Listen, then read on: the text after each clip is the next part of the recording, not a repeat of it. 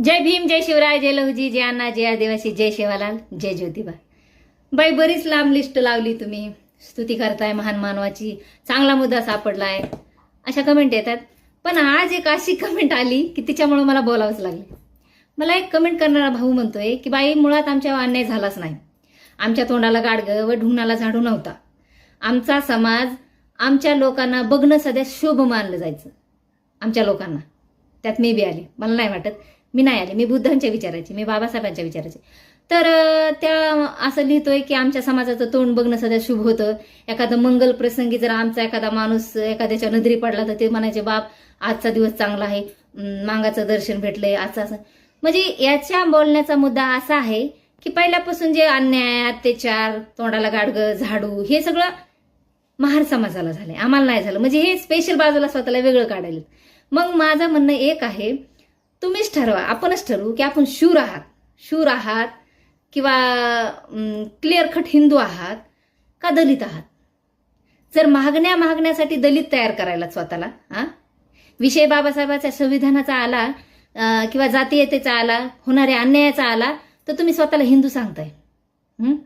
आणि भांडायचं ह्याचं असेल किंवा आता संविधानाचं रक्षण हे करायचं असेल तर लगेच काय, आम्हाला गरज नाही या गोष्टीची. म्हणजे आपणच तुम्ही ठरवा, नेमकं दुबळे घोडे व्हायलात का दलित व्हायलात का हिंदू व्हायलात. ती म्हणजे 4% जर दुबळे घोडे होत असाल, म्हणजे तुम्हीच ठरवा की नेमकं तुम्हाला मुद्दा कोणचा मांडायचा आहे.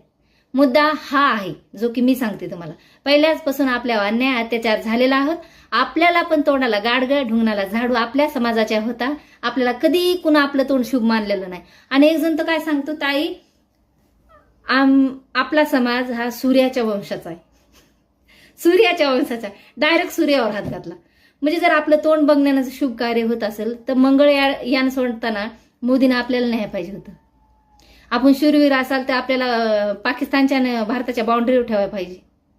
आपलं तोंड बघून जर शुभ मुहूर्त होत असतील तर पंचांग आपण टाकून द्यायला पाहिजे. मला एक जण म्हणतो, बाई तू घर का भेदी लंका दहन, हे मला शूट होत नाही, हे तुझ्यावर शूट होतंय. घरचा भेदी लंका दहन तुम्ही झाले, आपण सगळे एक होतो, आपलं घर एक होतं.